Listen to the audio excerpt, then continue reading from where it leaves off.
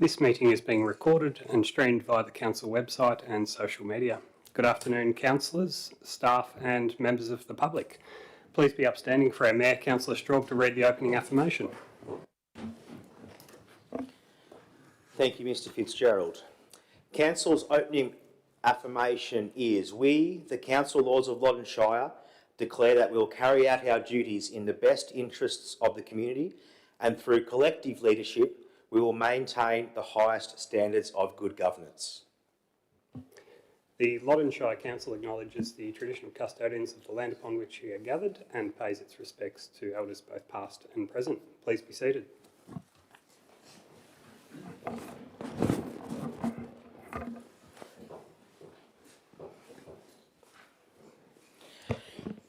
Thank you, Mr Fitzgerald. Thank you all for attending today's April Council meeting. I would like to warmly welcome all the members of our public gallery here today in the Loddon Shire Council chambers, and also welcome all members of the community that are live streaming this meeting today.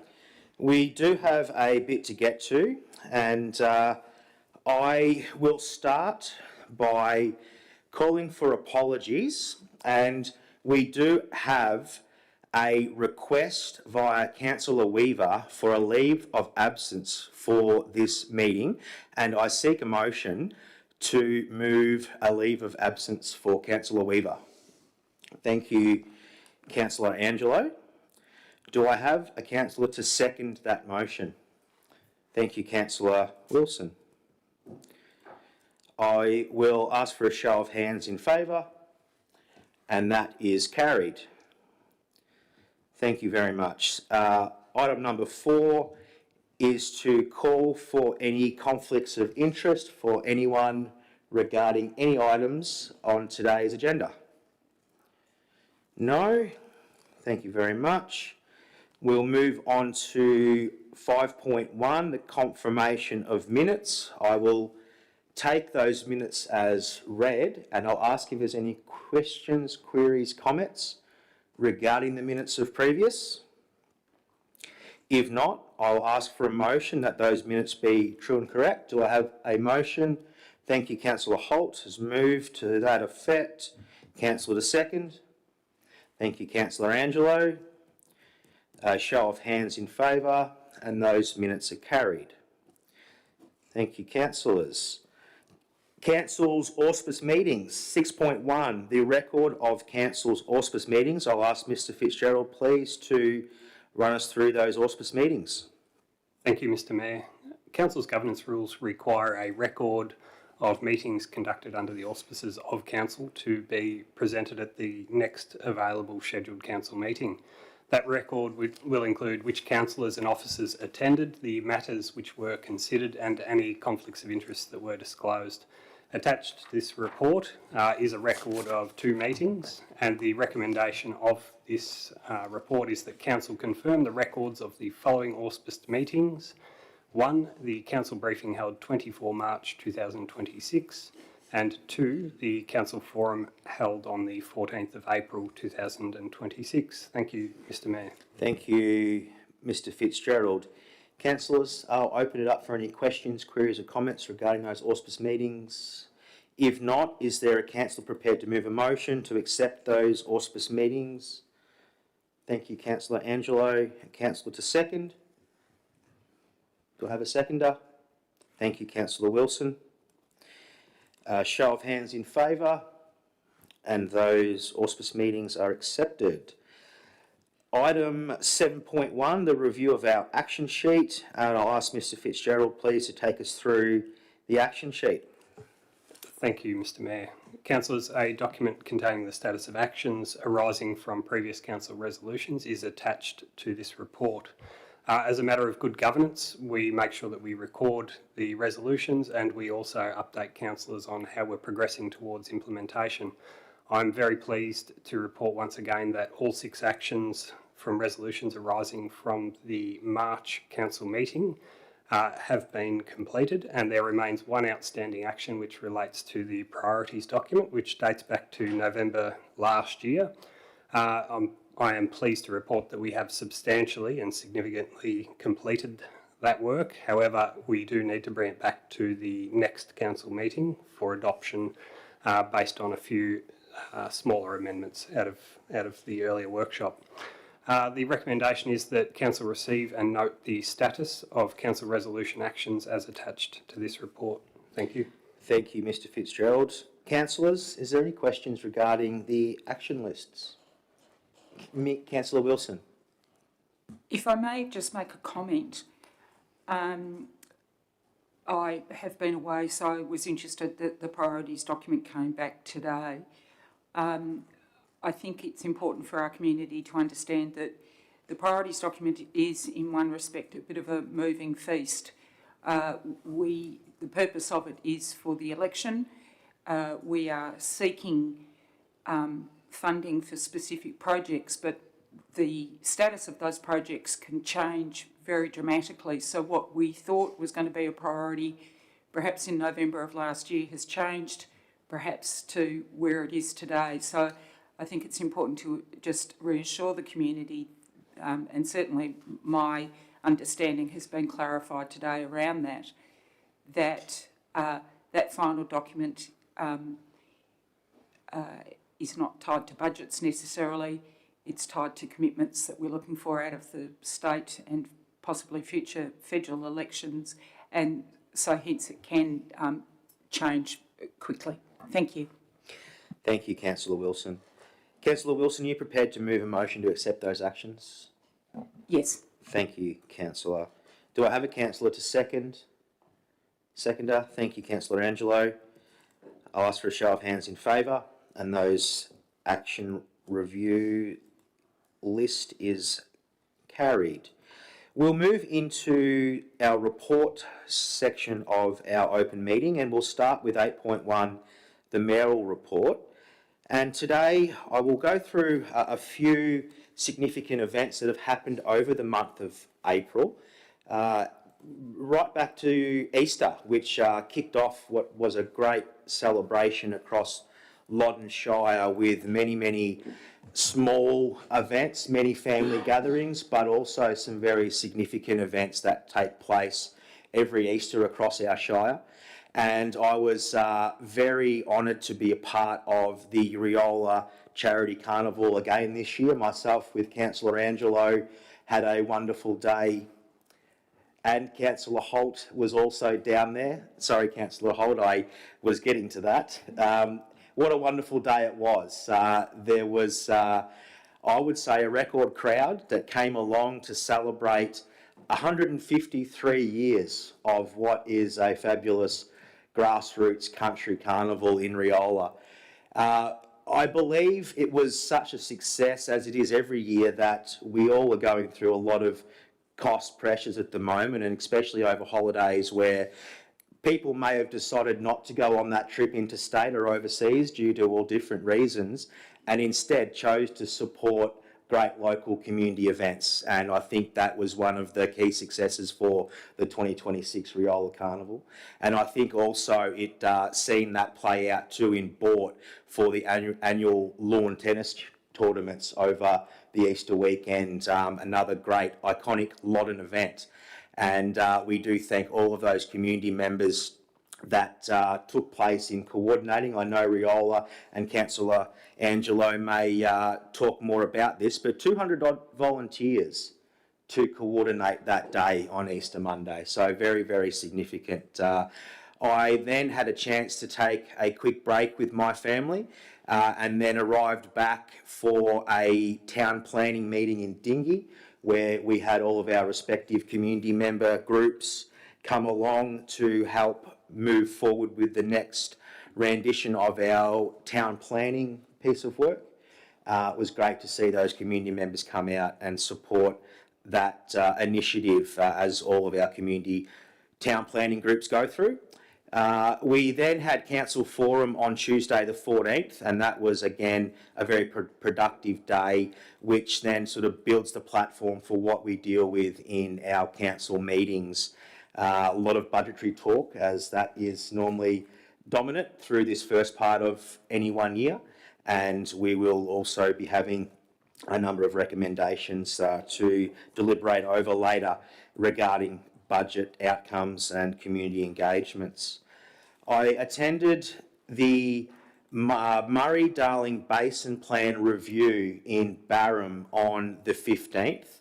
I travelled up there with CEO Mr Fitzgerald and other council representatives to meet with the chair of the Murray-Darling Basin Authority and talk all things Basin Plan review, and that was in line with the current submission process that we will be deliberating over in this meeting in a matter of time here this afternoon, 20-30 minutes time, somewhere around there. We will have an option to move a motion to submit a really informed process that we want to try and influence in the next stage of the Murray-Darling Basin Plan. And it was great to be up there and get in front of the chair of the Murray-Darling Basin Plan, or the Murray-Darling Basin Authority, and really talk about those key objectives to community. And we've had a great discussion here today about those objectives. But the main crux of it is supporting rural communities, supporting agriculture, and getting the best environmental outcomes through that Murray-Darling Basin Plan, which all data is showing they've met their objective. So now it's time to move through to phase 2 of the plan and protect our communities and protect our ag sector. So that was a very informative meeting, and I was very proud to represent Loddon Shire and our partnership communities and councils on that day. I attended the board meeting of the North Central Local Learning and Employment Network that was held online, and the main take home out of that board meeting again was a lot of budgetary stuff, a little bit of policy, making sure that we're getting the best outcome for students and career pathways in our regions.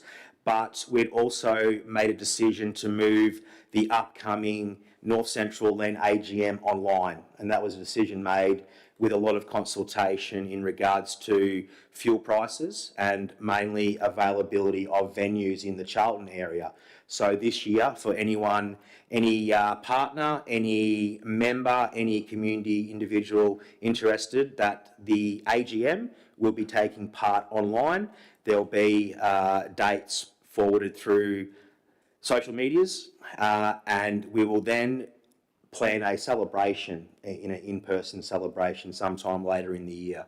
So a little bit of an update to council about the next steps for the North Central Len Board and the North Central Len charity organisation.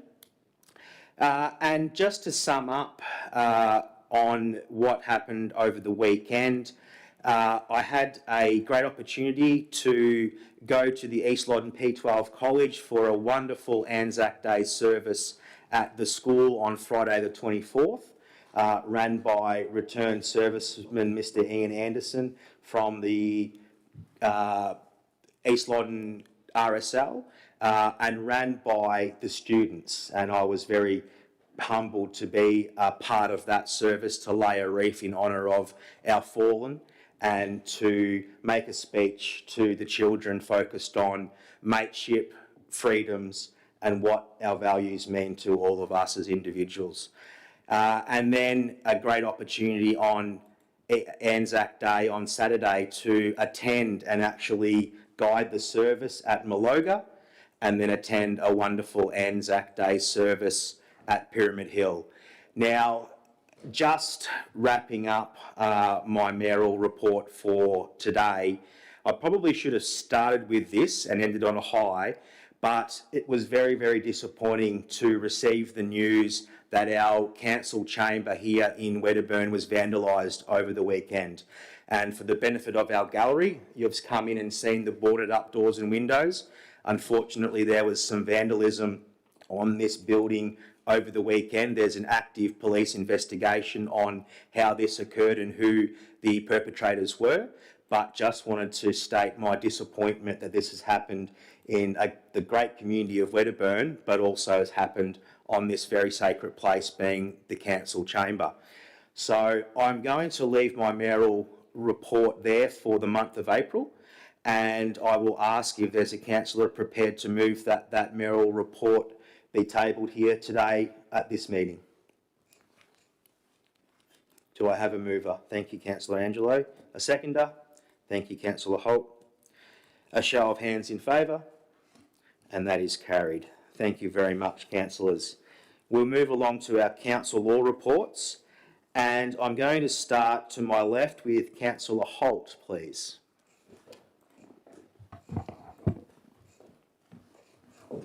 Thank you, Mr. Mayor. There are a few things I'd like to mention.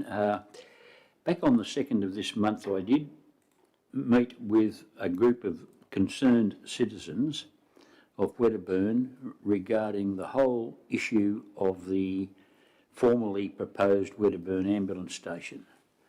And it was very encouraging to see a variety of groups represented at that meeting, and all with goodwill towards what they might be able to do to achieve an outcome there when it looked so promising, and then it got stopped.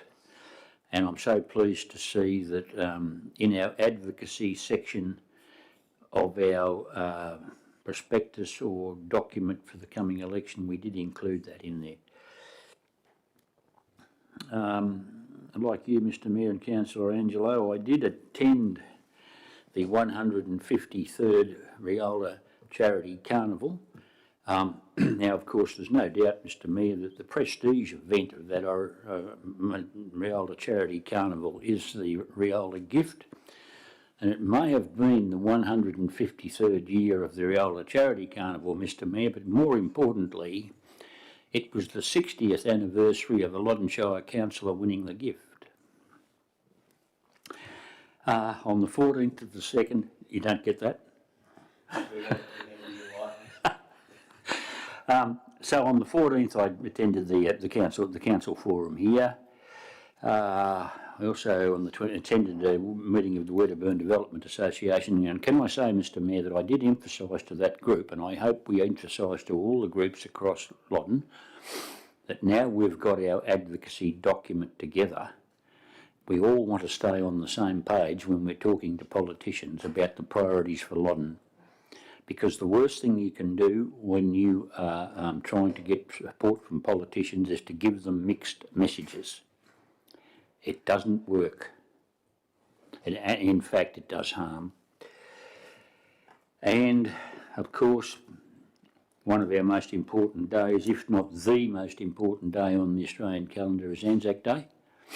And I did attend 3 services, the dawn service at Wedderburn, the service at Cromvale, and the service here, the main service here. And can I say, Mr. Mayor, that they were the best attended services I've seen in my life, and I'd be pretty confident that's the situation across the all of Australia. And I'm detecting a bit of a mood shift in Australians since what happened at Bondi Beach. And there's a greater realisation amongst Australians of just what we've got here and how it's worth supporting and defending. Thanks, Mr. Mayor. Thank you, Councillor Holt. I do agree. All of our Anzac Day services very well attended, and very pleasing to see our school kids taking active roles in services around Loddon and the country, and really know what it means to Australia to honour the fallen and the current servicemen and women in all of our Defence Forces. I will go to Councillor Angelo for your councillor report this month. Thank you. All right, thank you, Mr. Mayor. I'm going to start off by saying how absolutely disgusted I was this morning to come to the chambers and see the damage, and I hope the culprit's found very quickly. All right, Riola, what a day. Record numbers for sure. There was a record amount of cars there. I know they had record amount of numbers for the dog trials, and there was just people everywhere. Great day all round. Really took it out of me, but it was, you know, good to catch up with all the locals and everyone else. What else? Okay, Anzac Day is a big one. Tarnagulla in the morning, Newbridge a bit, but just before lunch, and Eddington that evening. And yeah, as Councillor Holt said, well attended. Well, definitely well attended down my neck of the woods, and plenty of good sandwiches from the CWA and plenty of good snags. Thank you, Mr. Mayor. Thank you, Councillor Angelo. And yes, the catering for all of our community events is always at a very, very high standard. I will go to Councillor Wilson to finish off today's councillor reports. Thank you, Mayor Straub. Well, as you may or may not know, I have been swanning around overseas, so haven't been around for the past month in Australia. I did have the amazing opportunity to be in London on Saturday for Anzac Day, to actually get to see the Princess of Wales deliver the wreath there. And what was fantastic about it was the number of people. And obviously it's a really important day to us. What was really heartwarming was to see, thinking about us as Anzacs is an important day for the people in the United Kingdom. And although the rationale and the reason for why we were there at Anzac Day can be argued as being a decision that was very badly made on behalf of Australia, and we lost lives, people might say unnecessarily, I think the sense of gratitude and recognition of what the Anzacs did is not lost on the people of the United Kingdom. So that really was an amazing experience. A couple of other observations just over the past month. Gosh, I wish we had legislation in Australia around dogs in public places like they do in the United Kingdom and in Europe, where you can have dogs staying in hotels with you, you can have dogs in restaurants and bars, and, you know, the onus is on the owner of the dog to manage the dog's behaviour, not the laws and local, you know, council pet person. I came away feeling like we are really overgoverned here in Australia. If you're driving up a hill in Scotland and there's no sign that tells you there's a crest, because guess what? There is a crest and you can't see over the hill. So local councils aren't spending tens of thousands of dollars on useless signs at people's expenses and rates and taxes. They're given a little bit of accountability to know what they're doing in their lives. Sightseeing sites, I just can't help but think about looking over the edge of, you know, to waterfalls and things like that, where there are no barriers, because you know that if you slip or fall, you will probably die. Whereas here we have to tell everybody that they've got to be safe and that if they slip or fall, they may die. I just must say it was terribly refreshing to be given a little bit of ability to make my own decisions and take my own personal risks, as opposed to what's going on in this country at the moment. Thank you, Mayor Straub. Thank you, Councillor Wilson, and we are glad that you are back and had a great trip. And it is good to travel, go abroad and experience, and then bring back and help build strong cases to help the constituents that we represent. So thank you for that report, and we know that you had been very active, although you were away with emails and the like. Councillors, I'll ask if there's a councillor prepared to move those council reports be tabled, please. Thank you, Councillor Wilson. Do I have a councillor to second? Thank you, Councillor Angelo. Show of hands in favour, and those council reports are carried. Thank you very much. We will move on to our decision reports for today. And councillors, we have 10 reports for decision, and we will, as always, go through them one by one, and we'll start with 10.1. And councillors, in front of us we have a planning application 601, use of land for gold mining and associated works at the Bridgewater Denali Road, Denali. And I'll invite, please, Director Van also to take us through the report and recommendation in front of us. Thank you, Mayor Straub. This report relates to a planning application seeking approval for small-scale gold mining and associated works at the Bridgewater Denali Road, Denali, within the rural living zone. The proposal is to operate under the Code of Practice for Low-Risk Mines, which strictly limits the scale and intensity of the activity. Mining would occur within an area of less than 5 hectares with no underground works, blasting, chemical treatments or removal of native vegetation, and with progressive rehabilitation of disturbed areas. The site is subject to multiple overlays and the application was referred to all relevant authorities, each providing conditional consent. Public notice was given to the and objections were received, raising concerns around amenity, environmental impacts and land use capability. These matters have been carefully assessed and officers consider the proposal to be permissible with potential impacts capable of being appropriately managed through recommended conditions. Councillors, please take the recommendations as read. Thank you, Mayor Straub. Thank you, Director Van also, and I must just clarify there was a typo on my run sheet, application 6091.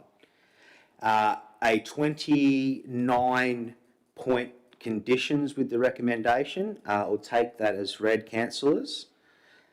And I will open up for any questions, queries or comments before we move on, noting that we have had the opportunity to hear from both the applicant and the objectors today to help make an informed decision regarding this planning permit. And we do have the recommendation in front of us from officers. Is there any questions firstly? If not, I'll ask if there's a councillor prepared to move a motion to the effect of the recommendation put to council today. Sorry, Mayor. Councillor Wilson? You asked if there were any questions. I have no questions, but I do have comment. Yep, time for comments. Yeah, Thank thank you. Our affirmation as councillors is that we make decisions in the best interest of our community, and this recommendation strikes me as a decision that does not accord with the best interests of our community. However, if we look at the legislation and we look at the recommendations that's been made by the authorities who are involved across all of this issue,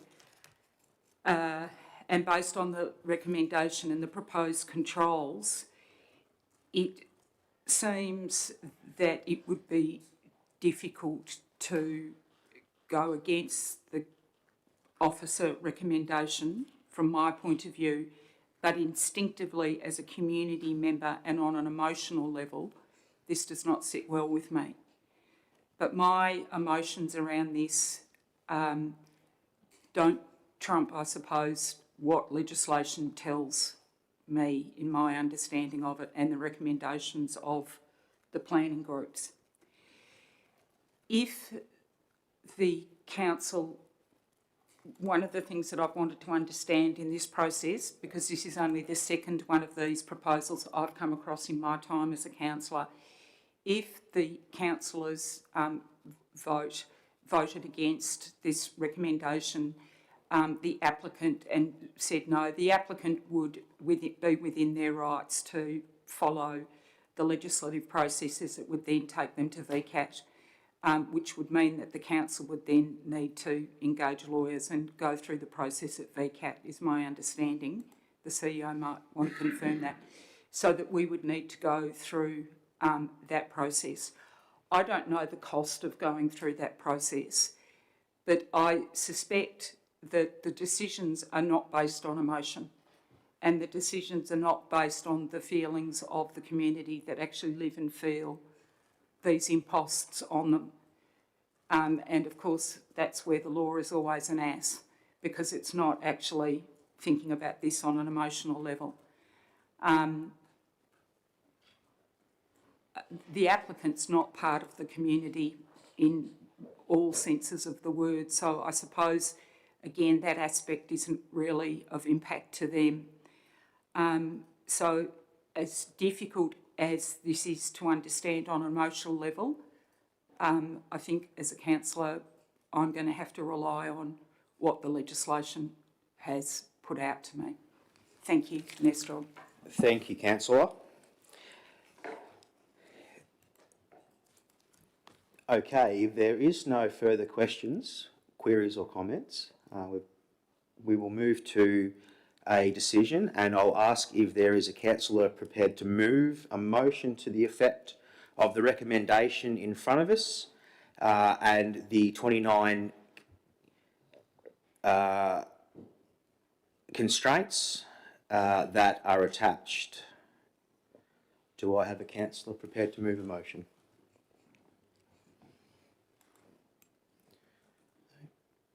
Well, to get the motion before the floor, Mr Mayor, I move it. Thank you, councillor Holt. Yes, to have this voted upon, it does need to be moved and seconded to open up the debate. Do I have a councillor prepared to second? Thank you, councillor Angelo. Being moved and seconded, we can now enter into debate, and I'll ask if councillor Holt, being the mover, would like the opportunity to speak.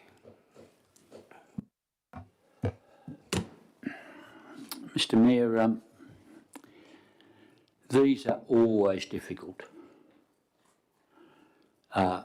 There's no complete winner here, regardless of council's decision. And I've been in the position over many years of having to make responses to planning decisions where there are objections. And it's something, well, I know we all do, but I take it very seriously. By and large, as a starting position, council supports the recommendation of officers. However, it is not always the case that council, in my view, should necessarily support the recommendation of officers. We've heard all the facts here today in presentations and written submissions, and valid points in all of them. But I'm required to make a decision here, and there's always the balance against pro-development and environmental concerns and quality of life concerns. And having taken all of that on board, Mr Mayor, I'm going to support the officer's recommendation. Thank you. Thank you, councillor Holt. Councillor Angelo, as the seconder, opportunity to speak. Thanks, Mr Mayor. Well, after reviewing all the information put forth, honestly, I'm against this. But if it goes forth, all I can say is I hope both parties can come to a happy medium that both sides can be happy about. It's a sticky situation, this, in the sense that, you know, everything's complying with what the government's laid out, and it's the crunch has sort of come to this. Anyway, that's my two bobs worth. Thanks.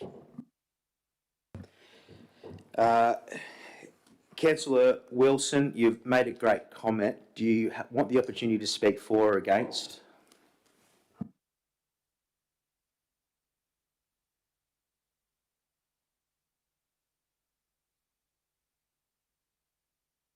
Sorry. I was going to add something to it, but it has gone. Oh, yes, that just for the record and the understanding, I would abstain from voting on this, but by abstaining, I would be voting no to the councillor recommendation. And I can't vote no because the councillor recommendation is legal. Thank you, councillors. We will put this to the vote. And firstly, I will just say, after receiving all relevant information on the planning permit arrangements, hearing from objectors and the applicant, we thank you for your time, and we do thank the work that has been put into this to come to a decision. It is time to make that decision. I will ask for a show of hands in favour of this planning permit recommendation in front of us today. In favour, please raise your hand. Against? And that is carried. Thank you, councillors. Very tough decisions we have to make in this chamber, and that is the role that we sign on to do on behalf of community and everyone that we represent. And we do thank everyone for their due diligence in making these decisions. The decision's been made. We must move on to 10.2. 10.2 is the Audit and Risk Committee Independent Member Remuneration Adjustment, and I'll ask Director Steadman to please take us through the report and the recommendation attached, please.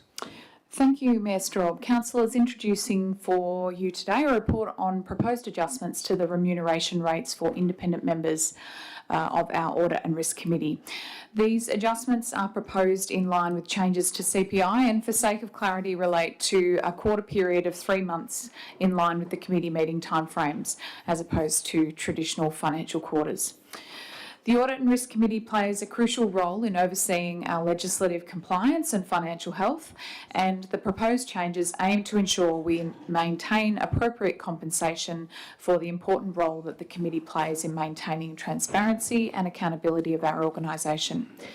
The recommendation with you today, councillors, is that Council 1 increases the quarterly remuneration paid to independent members of the Audit and Risk Committee to $605, effective the quarter commencing 1st of May 2026. 2, maintains payment of an extra quarter remuneration to the Chair during a 1-year term. And 3, maintains a travel reimbursement for independent members of the Audit and Risk Committee paid at the rate that councillors are reimbursed for travel. Thank you, Mayor Straub. Thank you, Director Steadman. Councillors, we've got the 3-point recommendation in front of us, but as always, we'll open it up for any questions, queries or comments to start. Councillor Wilson with a question. If there's any major commentary, I'd maybe a good opportunity to use that in speaking points once the motion has been moved. Thank you, Councillor. I will then ask if there's a councillor prepared to move a motion to the recommendation. Do I have a mover? Thank you, Councillor Angelo. Do I have a councillor to second?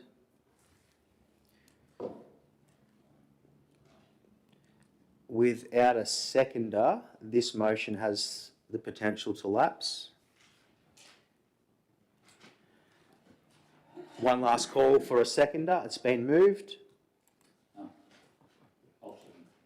Thank you. Councillor Holt has seconded this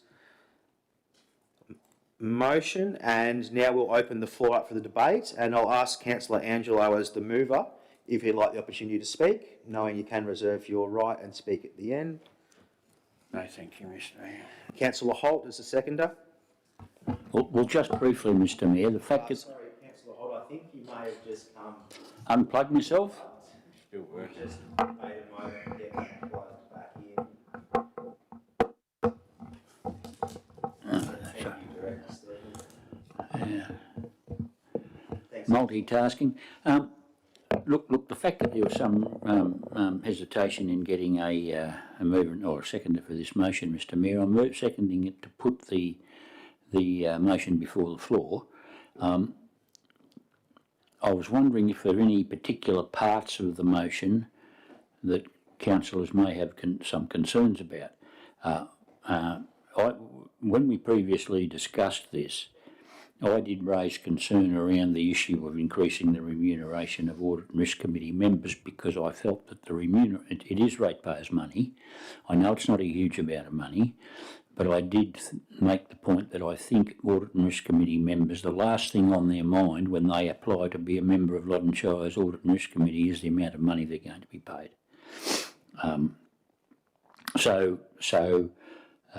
I would have been happier if that wasn't in there, Mr. Mayor, but I can see that it looks as though the councillors are going to be in support of the package.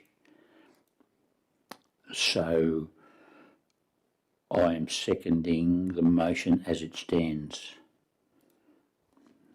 Thank you, Councillor Holt. I will ask Councillor Wilson, would you like to speak for or against? Yes, I agree with Councillor Holt, that the reason people apply to go on audit and risk committees is to generally further their board experience and activities. A rural council like ours is probably a very good place to start, and the remuneration's probably neither here nor there. I'm finding it very difficult for us to be increasing salaries. I've also publicly put in a submission about the proposed increases to councillors' wages that I oppose. I think it's very difficult for us as a council to be saying no in terms of our ability to spend money on things, yet we can go through to putting increases, small as they may be. It's actually the sort of the thinking behind it that I object to. I also have a problem with us constantly talking about how we're benchmarking against other councils. I don't know if benchmarking against other councils really always gives us a credible piece of information. Maybe benchmarking against other audit and risk committees or industries might serve us well. It might bite us in the foot though, you know. Anyway, but I don't agree with this increase. Thank you.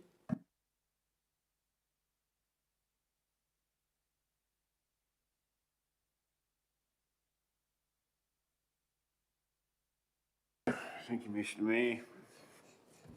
As both my fellow councillors have said, you know, like it's hard at the moment, and things are going up, and people working in the community, they're doing it to help the community, not for the lump sum. So yeah, I'm not sure what more I can say, Mr. Mayor. Thank you. Thank you.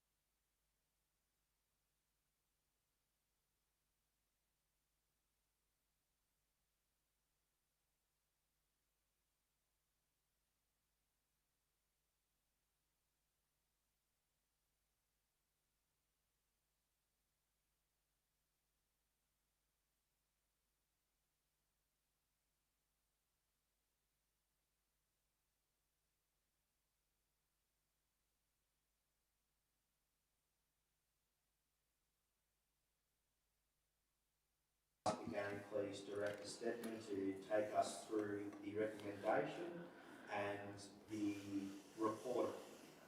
Thank you, Mayor Straub. Councillors, today you're being asked to consider and approve a revision to the Audit and Risk Committee Charter, which sets out the role, responsibilities and governance framework for Loddon Shire Council's Audit and Risk Committee.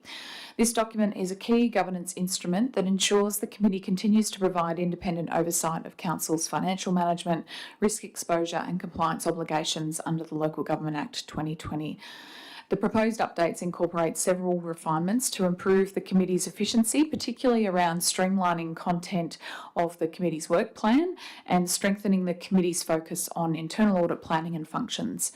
Other changes have continued to enhance the structures around member recruitment. By adopting this revised charter, Council will reaffirm its commitment to strong governance, transparency and integrity, and the changes proposed have been endorsed by the Audit and Risk Committee and are now presented to Council for final approval. The recommendation with you today, councillors, is that Council approve the Audit and Risk Committee Charter 2026 version 13. Thank you, Mayor Straub.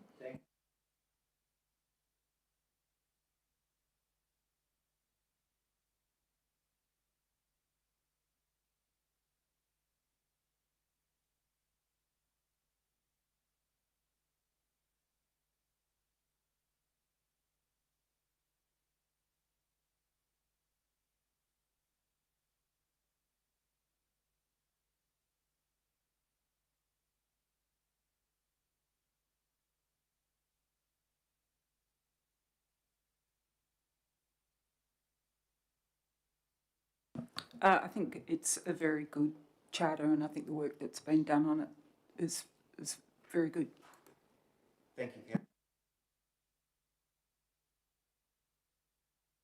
Thank you, Mr Mayor. As Councillor Wilson just said, a lot of work been done on this document, and well done to the team. Thank you.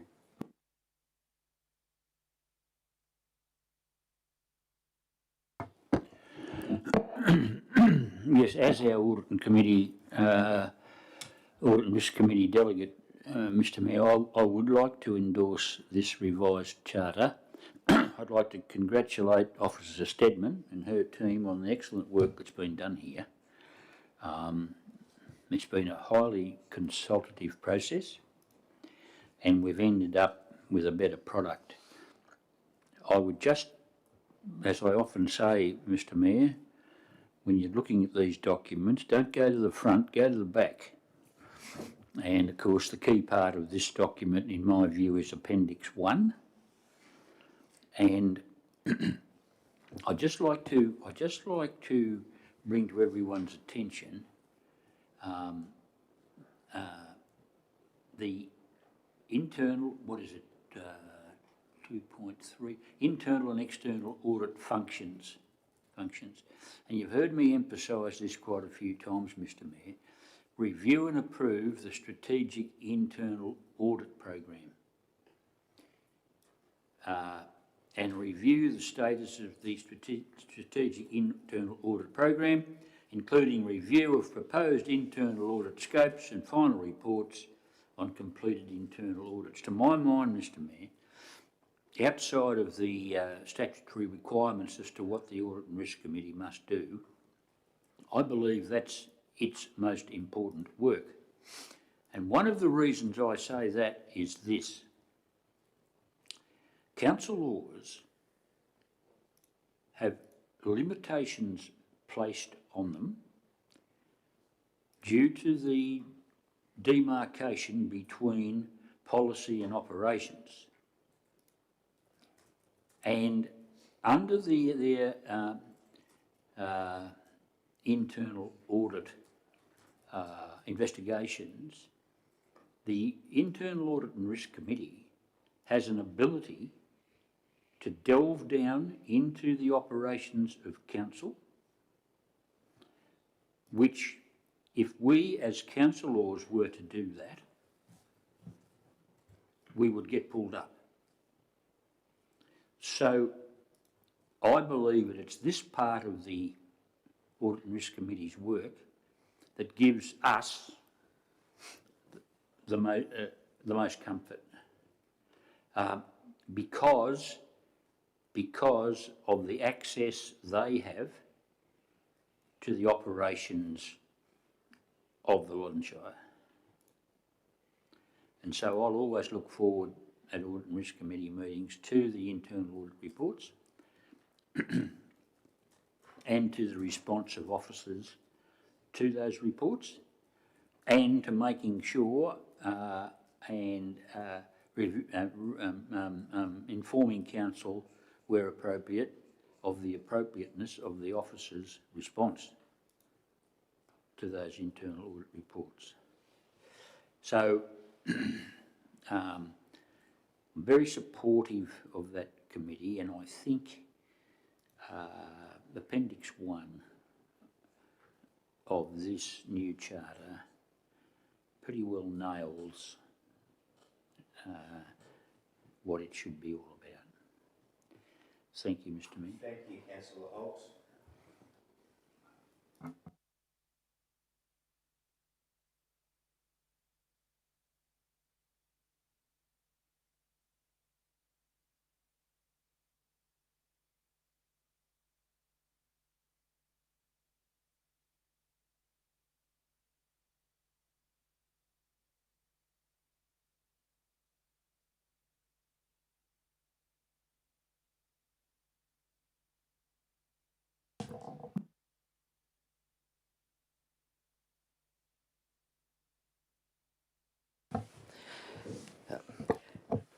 Thank you, Director Stedman and Mr. Fitzgerald. My microphone is playing up, so I'll use Mr. Fitzgerald's.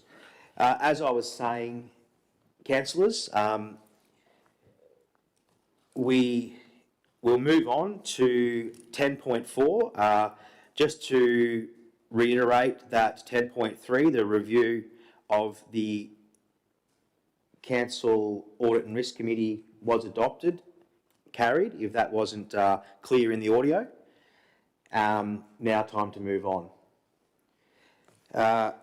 Councillors, our next item on today's agenda is the curbside waste collection services, glass and food organics, garden organics or FOGO, and I'll ask please Director Van also to take us through the report and recommendation in front of us today. Thank you, Mayor Straub. This report provides an update on proposed state government changes to household waste and recycling services and how these changes relate to Council's existing waste programs. The Victorian Government requires all councils to move to a 4-bin system by July 2027, which would introduce separate bins for glass recycling and food organics and garden waste. While the intent of these reforms is to reduce landfill and improve recycling outcomes, the final service standards that Council must follow have not yet been released. Loddon Shire already has a number of waste reduction measures in place, including mixed recycling collections, free glass drop-off at Council's facilities, green waste disposal options which has successfully reduced recyclable waste in household bins. Introducing new curbside services would represent a significant expansion of Council's current service delivery, and officers estimate that once final standards are confirmed, it would take approximately 18 months to plan and implement any changes. Proceeding without clear guidance may result in unnecessary costs and duplication of existing services for our residents. This report outlines the considerations and explains why a cautious approach is appropriate while we await further direction from the state government before committing to implementation. The recommendation before you is that Council, number 1, delays implementation of the statewide 4-bin system until the service standards are finalised by the state government.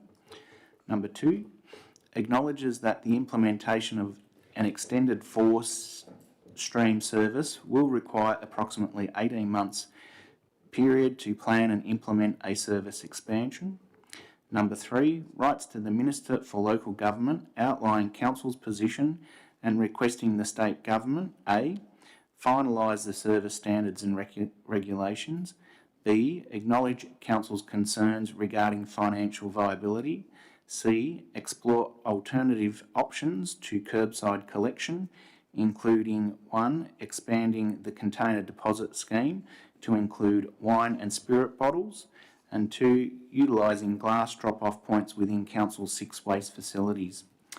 4, continues advocacy for standards through A, Municipal Association of Victoria, B, glass advocacy groups, and C, continued partnerships with surrounding councils. Thank you, Mayor Straub. Thank you, Director Van. Also, councillors, I will ask if there is any questions regarding the recommendation before we move to a mover. This is a very relevant topic at the moment, and lots of councils have been talking about this topic for over 12 months now. And I know that a number of councils have actually just said a flat out no. So we have a recommendation in front of us that spells out a bit of a roadmap forward, but again, opposing the unnecessary rollout of the glass bin. Councillors, do I have a councillor prepared to move a motion? I had Councillor Angelo to move, Councillor Wilson to second. And I'll go to Councillor Angelo to speak to your motion, please. Thank you, Mr Mayor. I honestly don't feel there's a place for this rurally. Big city, yeah, I can see the concern, but rurally, I think what the team's done with drop-off points at the transfer stations, and yeah, what they've set up at the transfer stations. I think state and feds need to do something about the CDS, and there would be no need for that in bigger communities. Hey, if I've got a bit of green waste, well, I'll just stick it in my compost, you know. Well, that's what people rurally do. There's definitely no need for it in Loddon Shire. But what the team's done with this document, I fully support that. Thank you very much, Mr Mayor. Thank you, Councillor Angelo. Councillor Wilson as the seconder. I agree with Councillor Angelo. The proposal certainly talks to urban municipalities much later than it speaks to rural municipalities. There's so many things do. So it's, you know, one solution fits all when that's not the case, and certainly not an expense that many of our community are going to be able to just stomach as part of what goes on. I think it's an excellent report, and I think it demonstrates how our council officers are actively thinking about the community, about alternatives and solutions that are going to work for our community. So I think it's to be commended. Thank you. Thank you, Councillor Wilson. Councillor Holt, wishing to speak for or against? Thank you. I'd like to speak for Mr Mayor. Look, the part of the recommendation here that I think we could focus on is 3C, around explore alternative options to curbside collection. Now, I mean, once again, this is a cost issue. If it was free, we wouldn't be discussing it. And given that in to do with waste management in Loddon Shire, we primarily aim at being cost neutral to council, or cost neutral to the ratepayer in that sense, but the ratepayer still pays, but they just pay in a different way with the fees that we charge. If we're going to argue that to the government that we don't think this is appropriate for a rural shire like Loddon, then I'd support that. We need to then be very clear about what our alternatives are, and that those alternatives would come at less cost to the user. So if we're asking for a stay on this, in that stay time, we need to be looking at our alternative options. Thank you, Mr Mayor. Thank you, Councillor Holt. Thank you, councillors. I will put this to the vote. I'll ask for a show of hands in favour. And that is carried. Thank you, councillors. We'll continue to move on to 10.5. The delegation to the CEO for payment of the Emergency Services and Volunteer Fund collection. And I will ask Director Steadman to please take us through the report and the recommendation attached. Thank you, Mayor Straub. Councillors, this report with you for consideration seeks a delegation exception for the Chief Executive Officer to have the authority to transfer collected funds to the State Revenue Office for the purposes of the Emergency Services and Volunteers Fund levy. In line with increased rate collections in the third quarter, the Q3 collection of levy exceeds the current delegation made to the CEO through the existing instrument of delegation, which is provided to the CEO by councillors and regularly reviewed by the council.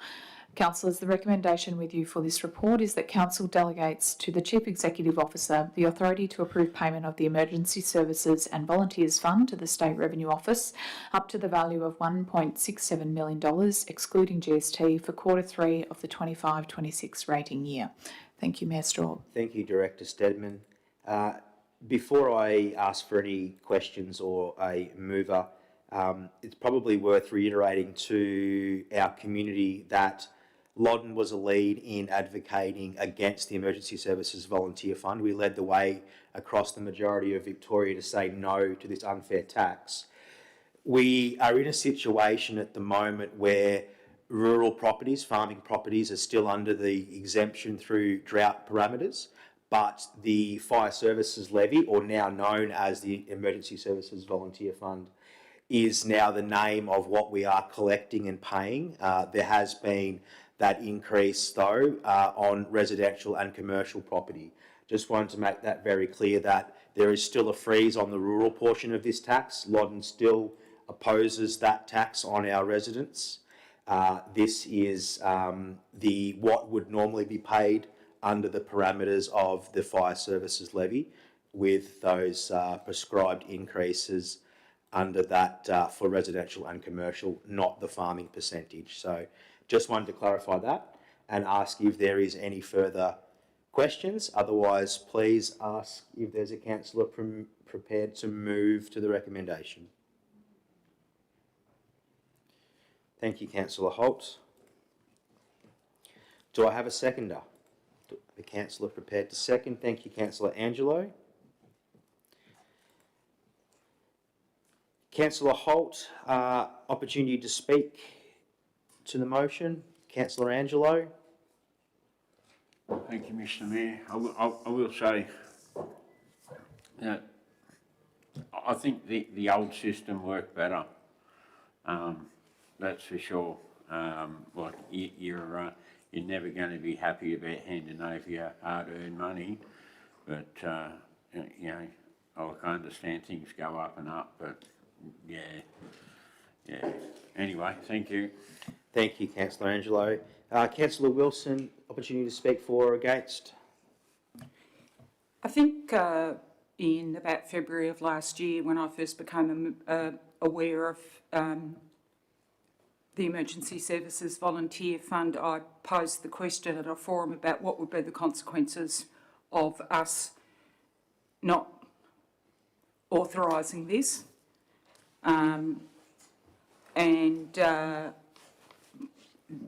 There are consequences, potentially. I don't care. I will not support this. Thank you, Councillor Wilson. That brings us to a vote. I'll have a show of hands in favour of the recommendation, please. And that, with my vote, is carried. Thank you, councillors. It is unfortunate, but there is a lot of legal parameters that prohibit any other recommendation being formed in regards to the legalities of not paying this. And I do support I do support Councillor Wilson to the utmost. But responsible decision making is something that I'm charged with, and unfortunately, sometimes we have to make these unfortunate decisions. In saying that, there is the utmost respect for every councillor in this chamber. We'll move on to 10.6. The annual infrastructure program update for project allocations, and I'll invite, please, Director Van also to run us through the recommendation with its updates and changes, and obviously the report attached. Thank you, Mayor Straub.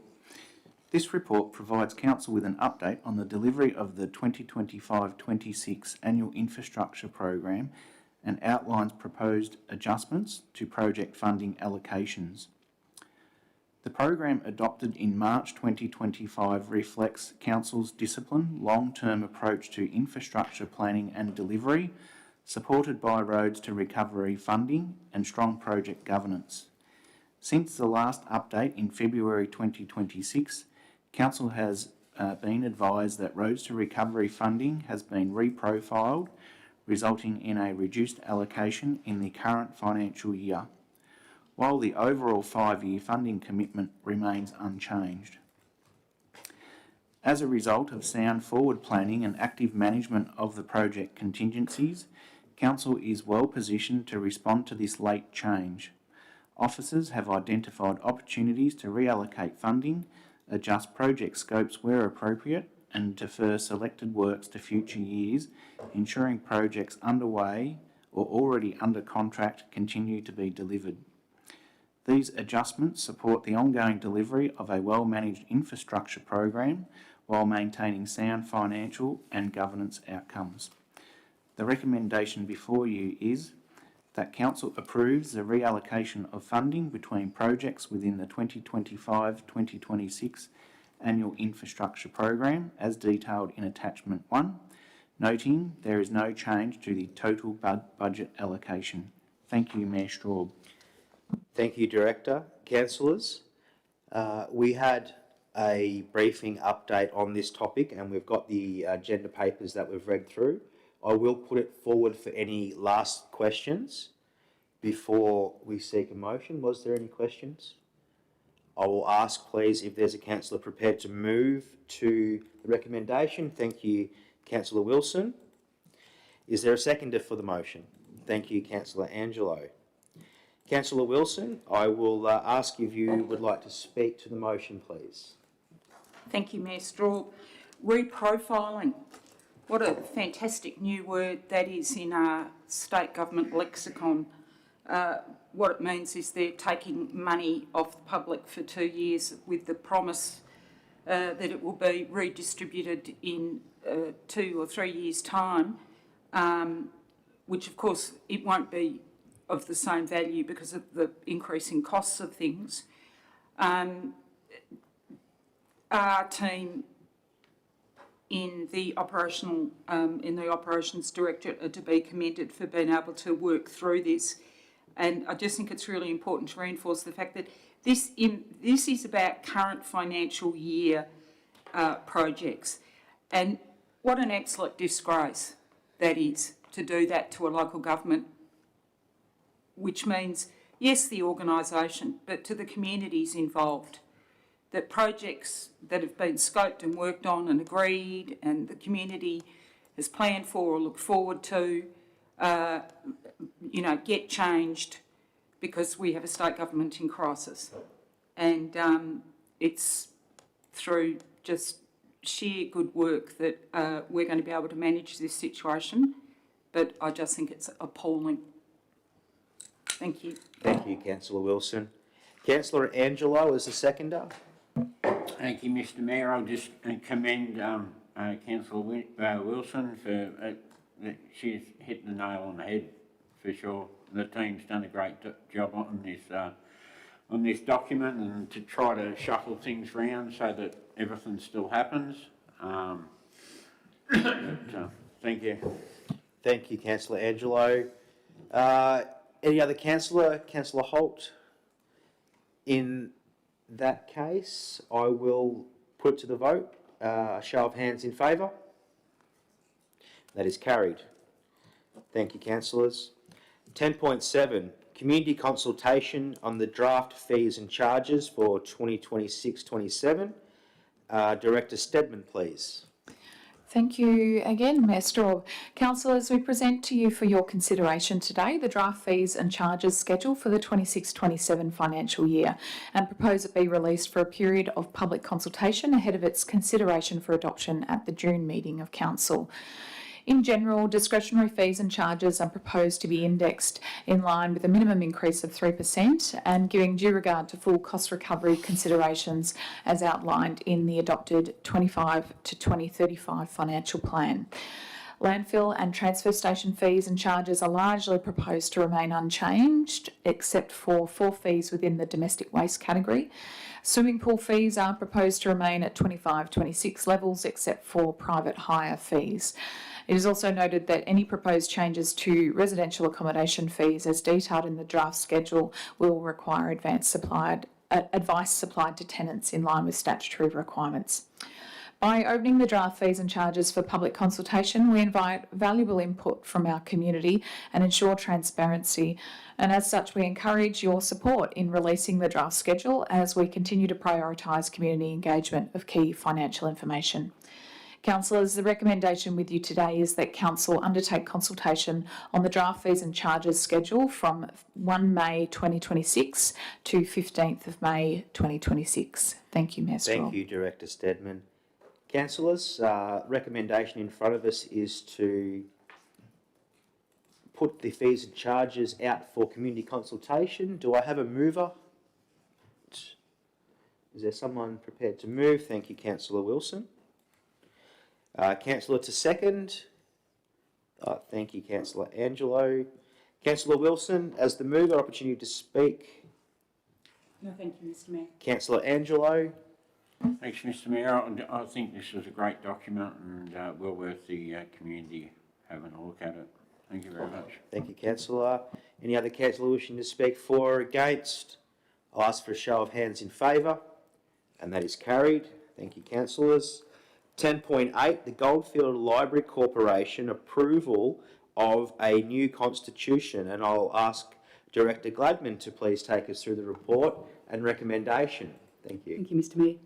Councillors, this report is seeking approval to transition from the current Goldfields Library Corporation model to a new entity, Central Victorian Public Libraries Limited, and to adopt the proposed constitution for that entity. This transition is a requirement under the Local Government Act 2020, which mandates that all regional library corporations be wound up and replaced with a compliant beneficial enterprise model by 2030. It is important to note that this is a governance and legal structure change only. There will be no impact on library service delivery to our community, and the successful shared service model between the 4 member councils will continue unchanged. The proposed new entity will be a not-for-profit company limited by guarantee, and while this introduces a different legal framework under the Corporations Act, the Constitution has been deliberately designed to maintain the key features of the current arrangements. This includes the same 4 member councils, equal representation on the board with a councillor and an officer from each council, and the continuation of existing policies, procedures and service delivery arrangements. From a financial perspective, this transition is not expected to impact Council's ongoing contribution, and there will be no change to service levels. Costs associated with the transition have largely already been met, with any remaining costs being minor and manageable within existing budgets. A detailed risk assessment has been undertaken and appropriate mitigation strategies are in place, and these include legal and financial oversight, governance training and careful planning to ensure a smooth transition with no disruption to services. Subject to council approval, the next steps will include registering the new company, finalising a service and funding agreement, transferring assets and staff and formally winding up the existing corporation.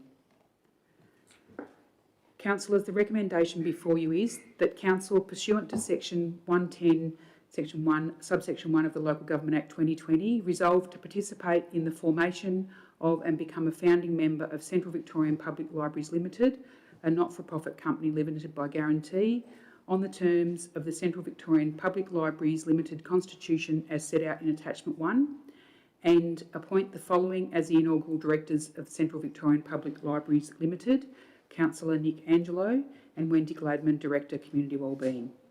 and appoints Wendy Gladman, Director, Community Wellbeing, as its corporate representative. Number 2 authorises the Chief Executive Officer to sign a resolution of members to be founding members of Central Victorian Public Libraries Limited, and Council notes that it has previously assessed the proposal to participate in a beneficial enterprise and is satisfied that it has met and can continue to meet the requirements of Section 110, subsection 1 and 111 of the Local Government Act 2020. That the risk assessment, management and mitigation strategies to address risks are set out in attachment 2.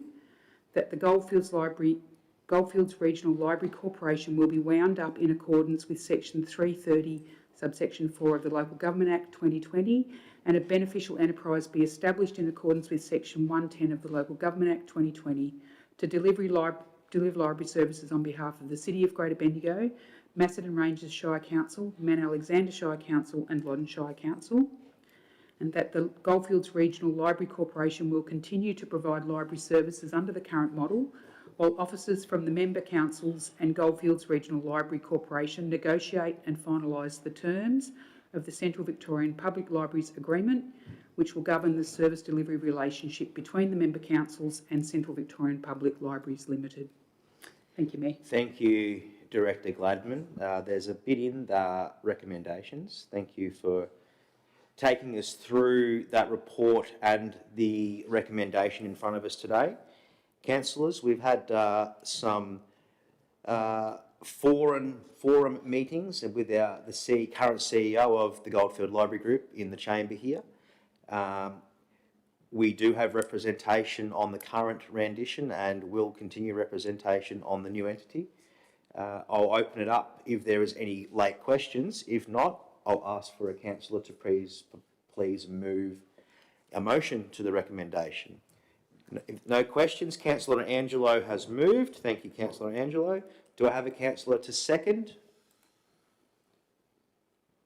Thank you, Councillor Holt. Councillor Angelo, would you like the opportunity to speak to your motion? Thank you, Mr Mayor. Definitely a lot of work going into this. It's definitely the right direction for us to go forward with, to be able to keep this service going, not only, you know, in-house, but also, you know, online with e-books and whatnot. Thank you. Thank you, Councillor Angelo. Councillor Holt. I'll just quickly, Mr Mayor, we've discussed this previously. We've been given full information about what's happening. Our representative on the corporation is supportive. So I'd like to endorse that support. Thank you, Councillor Holt. Councillor Wilson, opportunity to speak? No. No. In summing up, I would just like to mention we do take this recommendation seriously, and this is designed to be a benefit to all 6 agencies across Loddon Shire. They're very, very important to our communities, and as a past board member of the Goldfield Library Group, now succeeded by Councillor Angelo leading the way for Loddon, I think this is a responsible move forward to keep library services funded and keep those programs available to all Loddon residents. So in saying that, I will ask for a show of hands in favour, and that is carried. Thank you very much. We'll move along to 10.9, the outcomes of the 2026-2027 Budget Engagement Survey, and Director Steadman is going to take us through that, please. Thank you, Mayor Straub. Councillors, item 10.9 presents the outcomes of Council's 2026-27 Budget Engagement Survey.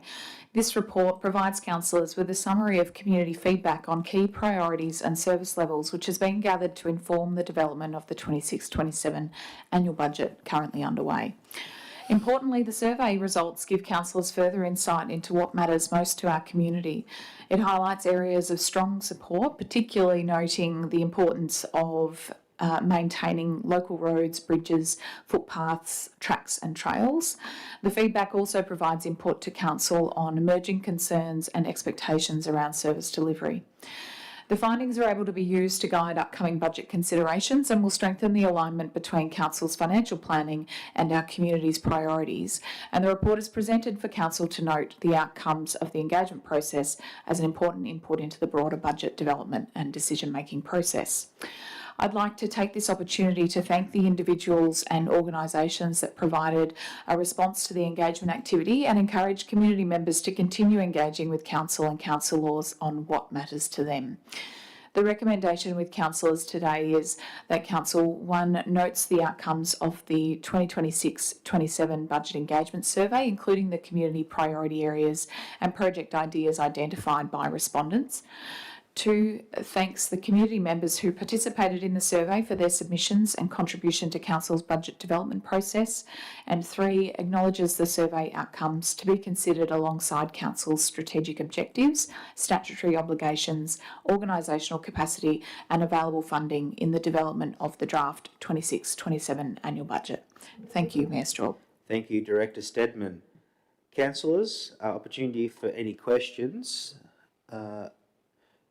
Very comprehensive report there of that feedback. We've got a 3-point recommendation in front of us. Do I have a councillor prepared to move a motion to that effect?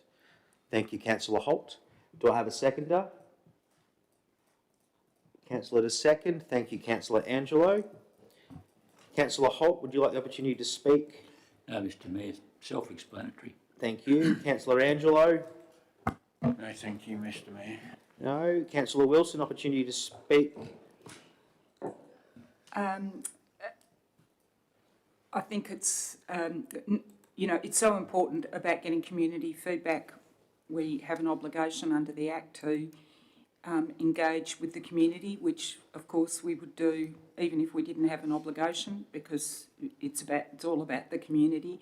I suppose I find a little bit disappointing the level of response we get, and I think it's always an area of focus for the councillors to continue to discuss how we get the community to respond to surveys and providing feedback and what further things councillors need to do, and we'd be very keen to hear from the communities to better ways for us to get your feedback, because although we get it from some elements of the community, we probably don't get as much as we would like. Thank you.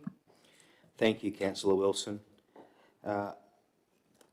I think councillors in Loddon's history have always done a great job of being very approachable and very proactive within their communities, and really connect at that grassroots level in community meetings, community group involvement, to really get a good idea of what our community are looking for. And I think it has been a struggle to get that structured community feedback through a lot of these submission processes. And I think the constituents that we represent actually do have that confidence and trust in us that we're doing the right thing on their behalf. So in saying that, I'll ask for a show of hands in favour at this community feedback as noted. Thank you, councillors. That is carried. 10.10, the submission to the 2026 Murray-Darling Basin Review. And I'll invite, please, Mr Fitzgerald to run us through the report, the submissions and the recommendation attached. Thank you, Mayor Straub. Councillors, the Murray-Darling Basin Plan has been a topic discussed at large over a long period of time. I believe the challenges of the basin span back probably 2 decades, really, with the Murray-Darling Basin Plan being introduced in 2012. The Basin Plan review is underway. So last year there was a review of the current Basin Plan and how it had gone in achieving its objectives published by the authority. And in February this year, they released the discussion paper, which really targets 4 key areas of feedback they're seeking to hear from us on. Submissions for this close next week. So this is the final opportunity for us to endorse a position should council wish to make a submission in response to the discussion paper. I think it is really important to note that the discussion paper isn't a decision-making mechanism. The Basin Authority receives feedback from all of the stakeholders who wish to do so, and ultimately they will make recommendations for how the Basin Plan goes forward into the future. The Basin Plan itself requires agreement from 5 basin states and the Commonwealth, and that would be incredibly challenging, I would say. So while this is a really important piece of the process, we do need to ensure that we put our best foot forward. We represent the Loddon community and, in this instance, even the region, to ensure that the door is open, we are being mature and responsible in our response, but also that we ensure the Basin Plan is workable for the environment, for the communities and for the economy as well. There are 2 parts to this report today. The first one is seeking council to support the Murray River Group of Councils. So that's the group of 6 councils that spread from Moira all the way through Campaspe, Swan Hill, Gannawarra, Swan Hill, Mildura and ourselves at Loddon. It's a submission on behalf of all of those councils, and I do want to commend the extensive work that's been done in preparing that submission. I won't go through it in detail because it is quite extensive and it is included in the agenda pack today with 11 recommendations. In addition to the regional submission, we are recommending that Loddon Shire also make a submission to the Basin Plan discussion paper. Largely the 7 recommendations that we're proposing from Loddon revolve around ceasing further water recovery. So the Commonwealth Government already owns over $11 billion worth of water in the basin, and the environmental water holders own about 27% of the consumptive pool of water within the Murray-Darling Basin, which is just an enormous amount. And ultimately what we're asking is for, before you purchase more water, we would like you to use the water you already have to achieve the results you're trying to get. Because the approach that is being taken is not maximising the benefits of that water, and the quite good work that the Basin Authority's done actually points out that using that water better could actually achieve environmental outcomes that aren't being realised right now, and potentially even deliver some commercial outcomes that could be reinvested into the environment and river health at the end of the day.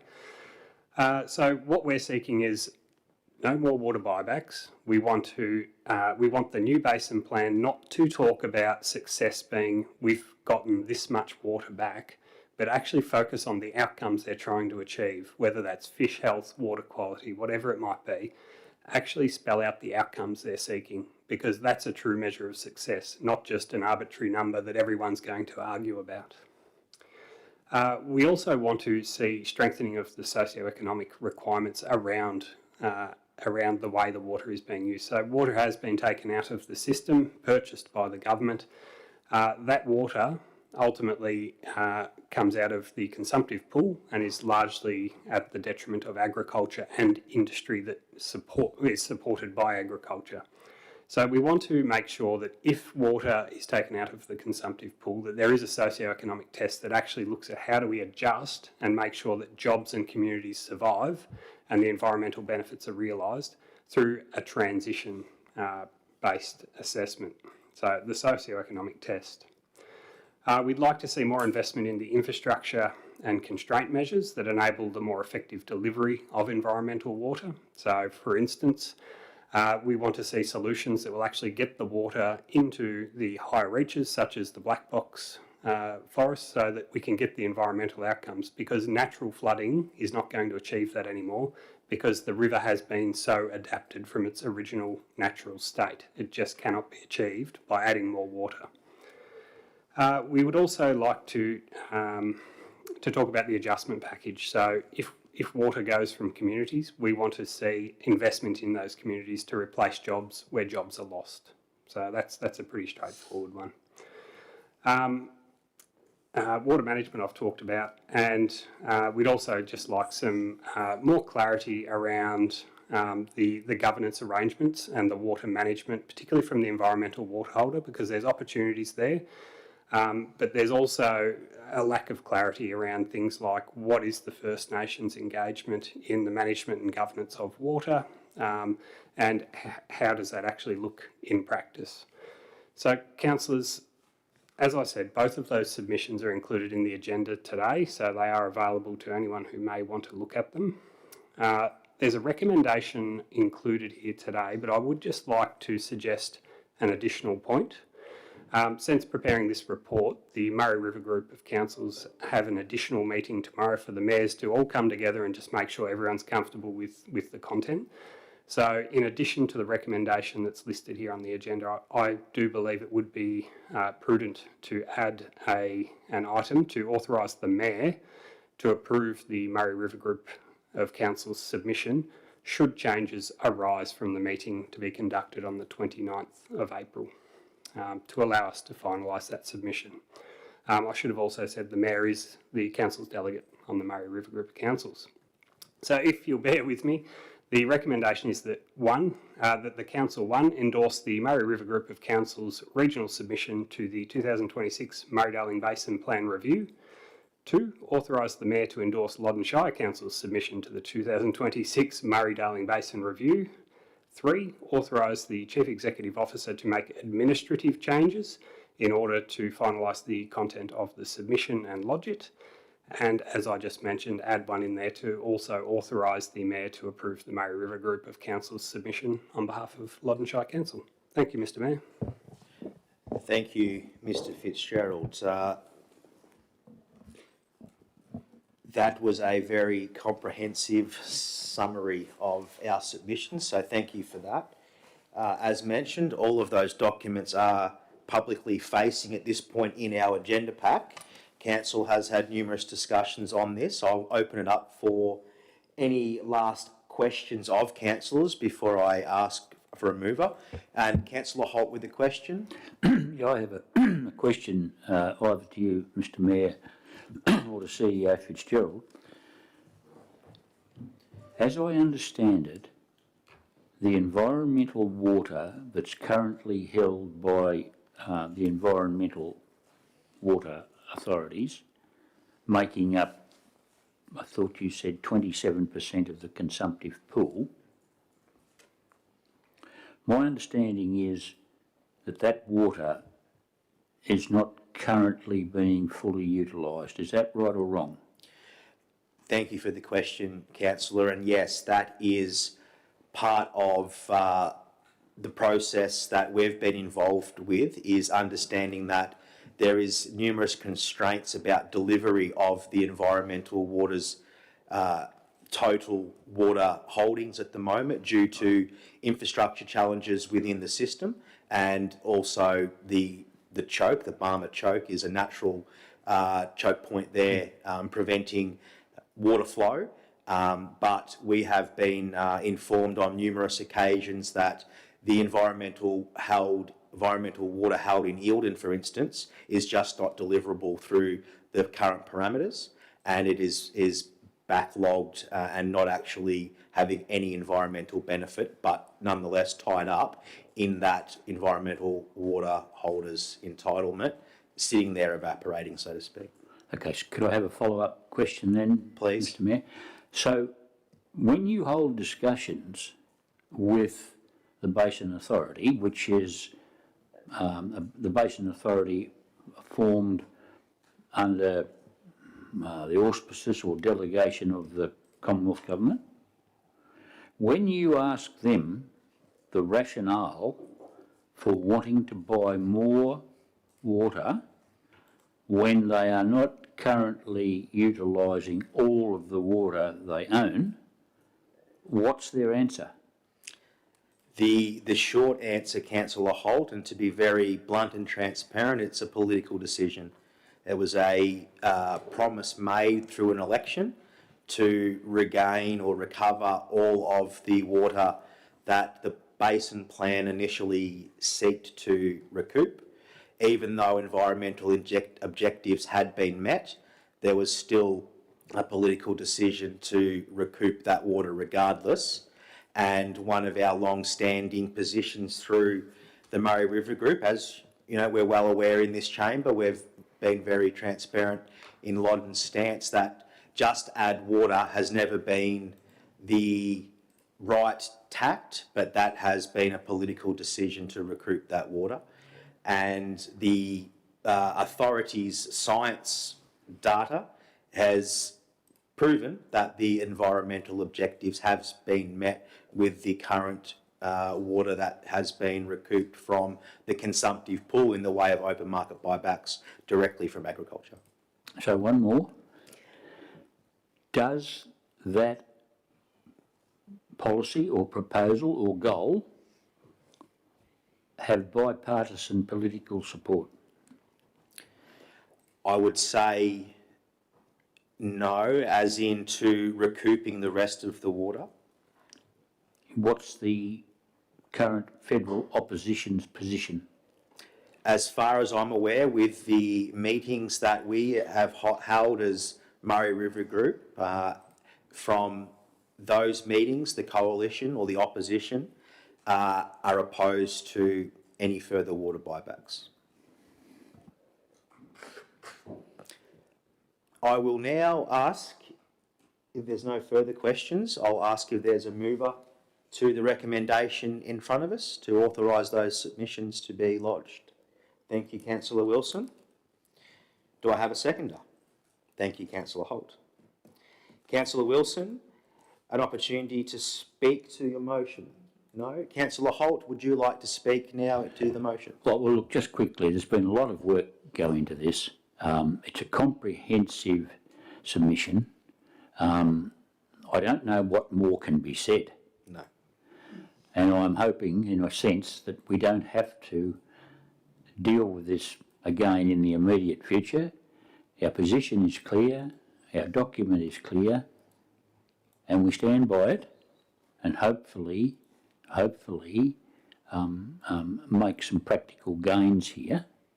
But what I'm getting at is I don't think there's much more we can say or need to say. This has been going on longer than Blue Hills. And it's worrying that we just can't seem to see an end. And it occupies that much time of us, Murray River Group and so on. I guess we just got to keep banging away on this, but in terms of what we're agreeing to here today, I think it says it all. Thank you, Councillor Holt. Councillor Angelo, would you like to speak for or against? No? No, thank you, councillors. And I will just take a quick moment, I suppose, to summarise that we've approached this in a very sensible fashion from the get-go. I don't know what there is much more to say, as Councillor Holt has mentioned. We have listened to our communities. We have fought on their behalf to hit all of those objectives. This is the end of Basin Plan version 1. This is the review process that we have an opportunity to submit feedback to and forward those opinions, concerns of our communities through our submission process as local government. We hope to influence version 2, and I think we've got a very good chance at influencing the next renditions of the Murray-Darling Basin Plan through these submissions. And it's been, I think, a responsibility that we have taken to represent our communities on a few different platforms. And I think these submissions do spell out those considerations that we want to put forward, that we want the federal government to at least listen and consider, that this is the on-ground effect, knowing all of the science behind it. And this is one way that we have that opportunity. So in saying that, I'll ask for a show of hands in favour, and that is carried. Thank you, councillors. We will move along, and councillors, we have no information reports today. Likewise, we have no compliance reports for decision today. Councillors, there was no matters of urgent business submitted, so no matters of urgent business. But councillors, we have a confidential item to consider today. And now that council has addressed all items listed in parts of the open public meeting today, I now call for a motion to close today's public meeting. This meeting will now close to the public and the live streaming will cease to allow councillors to consider one confidential item listed in the agenda, which relates to the appointment of an Audit and Risk Committee independent member. I do thank the members of the public for showing interest in council matters and call for a motion to close the meeting to the public while council considers the confidential items listed. So I seek a motion to close today's open council meeting, and I do thank all the members of the gallery that have joined us here in person and thank all of the community members that have watched this meeting via the live stream. Councillor Angelo prepared to move that today's meeting be closed to the public. Do I have a seconder? Thank you, Councillor Wilson. I will ask then for a show of hands in favour of that motion, and that is carried. The public parts of today's meeting open to the public are now closed and this live stream will cease.